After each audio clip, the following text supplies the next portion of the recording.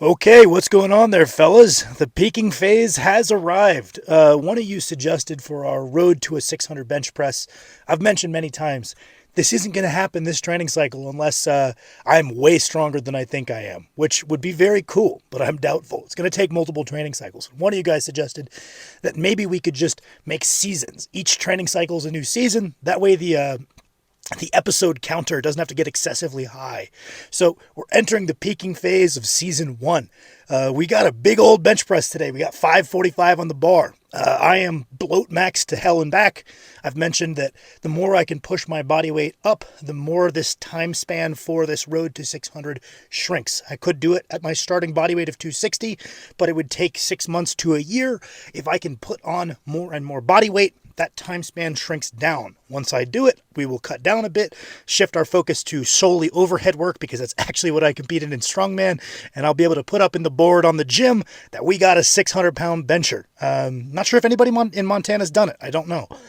Yeah, we got a big session today.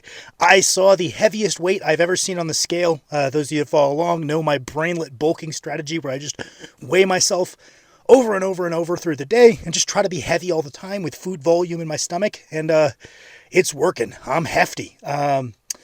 Definitely going to have to take my time warming up today because when I'm carrying a lot of fatigue, it takes some time to warm up. And I don't want to just do a million sets of empty bar bench press.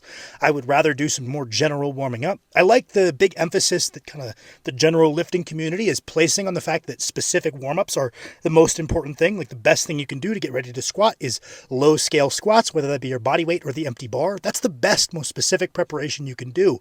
And so when I'm in early phases of training and I'm not carrying a ton of fatigue, that'll be my training. I'll just retake the bar a couple of times, maybe do a little bit of stretching between each one to get into better positions, and I'll go from there. Later in the training cycle, when I'm carrying a lot of fatigue like I am now, I like doing more general warm-ups. I like that people have gotten away from that because I saw a lot of people that really didn't need to be spending as much time on foam rolling and mobilizing and activating, and it's just like, if you spent that time doing more productive training volume, you'd be way better off because the limiting factor here is just your ability to put in more and more quality work, and you're wasting a lot of your limited time in the gym. That being said, when you get to bigger athletes like myself, maybe there's going to be a little bit more mobility work involved. When there's a little bit more fatigue, it's going to take more general warming up. And I haven't really put out there warm-ups because I think it's very flexible. I've just got a couple of things I'm trying to do. I'm trying to make sure I'm moving well enough mobility-wise to get into efficient positions. I'm trying to get localized blood flow to the local muscles so I get a light pump to my pecs, my triceps, and my shoulders before I bench press. Trying to increase my core body temperature so I'm sweating for the increased performance that tends to come alongside that and reduce injury risk. And then the other thing I'm trying to do is sometimes put huge quotations around this, activate certain muscles that I want to feel more on the motion. Activate is the wrong term, and I get why we're moving away from that because people say, oh, your glutes aren't active. If they weren't active, you'd have a damn hard time standing up. But if I said, hey, bro, you're not recruiting your triceps as well as you could in your bench press. Change this position a little bit and you'll recruit them more. It's not that they weren't active before, it's that we could more effectively utilize them. And establishing a mind-muscle connection on some low-grade exercise might be a good way to do that. So I say activate with a million quotation marks, but sometimes I'll feel like, I feel like I'm opening up at my shoulder rather than kind of opening at my pec fibers. I'm going to do a little bit of work to stretch out my pecs and hopefully load into them the correct way. Right? I might do a little bit of work for my upper back, try to activate that so it's easier to find that position of scapular retraction and depression and squeeze that. So there's different things I might be finding I am underutilizing. It's not that they aren't active.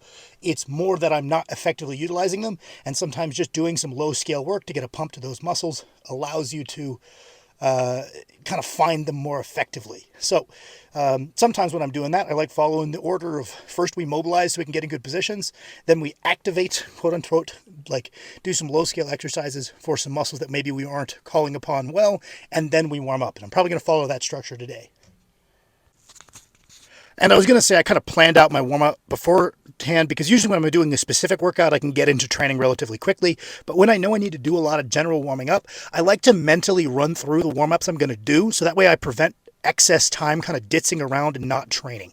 I think some people just take so long to get working, they're almost crashing by the time they get to their working sets. So I've kind of run through in my head. I'm like, okay, I got to get my hip flexors stretched out. Got to get my T-spine moving a little bit. Cool. We got the little mobilizing done that I need to do to get into my bench press positions. I'm going to do some light hip thrusts. And some upper back work, some pull aparts, some pull downs, maybe some rows, get a light pump to my upper back so we activate the things I'm really trying to feel squeeze. And then I'm going to do some bench pressing. Maybe I'll do some pec flies and some skull crushers to start moving up those primary warming up those primary movers. Jeez. You guys don't need to do this. I don't think everybody, you'd be way better off if you did this. This is what I do when my body is very, very fatigued and it's taking a long time to get moving. And I'm trying to be very, very conscientious of preventing any strains that are going to set us back. And I'm only doing this later in the training cycle. Early in the training cycle, I'll just repeat the bar for a couple sets of 15. So that's what we're doing. I've run through it in my head. Mental movies, mental imagery, kind of a proven thing in sports psychology, sports science to do. And I really like doing it the whole session. I'll run through the moment I walk into the gym all the way up to getting to my top set and some of my accessories, kind of the night before when I'm going to bed. And that way I've kind of got a script to follow. Don't freak out if that script doesn't go exactly to plan, but I do find that because it feels like it's not the first time I'm doing it, I feel much more proficient when going through my process, when making use of this kind of mental imagery thing. And I don't hear many people talk about applying that mental imagery to their warm-up as much as I feel it's beneficial. Okay, hello there, friends. I am absolutely exhausted, so I don't have too much to say. But if you can tell from the title, we done did it. We chipped the bench PR. Generally speaking, for the peaking phase, I kind of always give myself permission. If I feel really, really good, I will go up and try to chip my PR as long as I feel it's wise.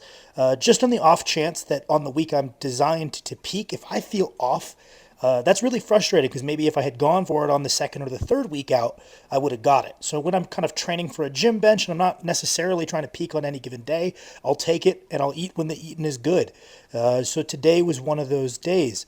Warming up here, things just felt off just from the kind of ailments of being so heavy right now, forcing my body weight up. I'm sure people are going to give me a hard time for breathing so hard in the intro. And it doesn't feel too good. I'm cramping up all the time. My low back doesn't feel great walking around this heavy. But goddamn, we're trying to get it done. Things were moving really well. Don't get me wrong. My strength is very good. But I was really struggling to find my technique today. This 5 plates moved really good. Some of the best I've ever moved it. And we moved up to our scheduled top set at 545 pounds here. Grabbed my spots, got very hyped up, in the peaking phase. We're bringing a lot of adrenaline. Got real adrenaline up, maximum hype. Took it out. My technique was just slightly off, but it felt really easy. It felt really good. My positions felt good. My strength felt good. So I was like, you know what? I'm going to go up because I definitely know I have more than this 570 in me for the training cycle.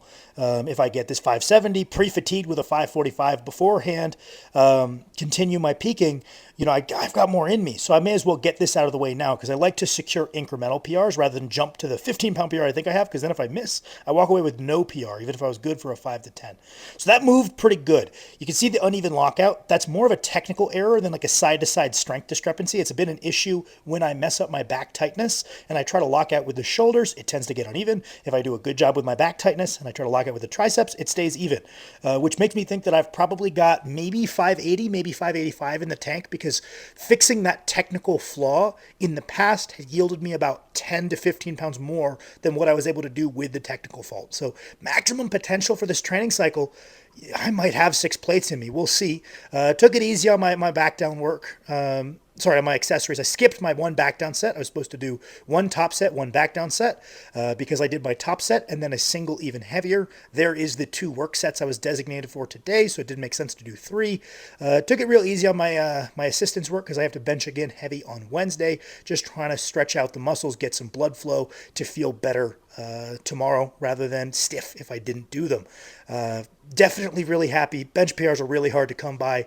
I've been pushing my bench up and training my bench really seriously for the past 10 years.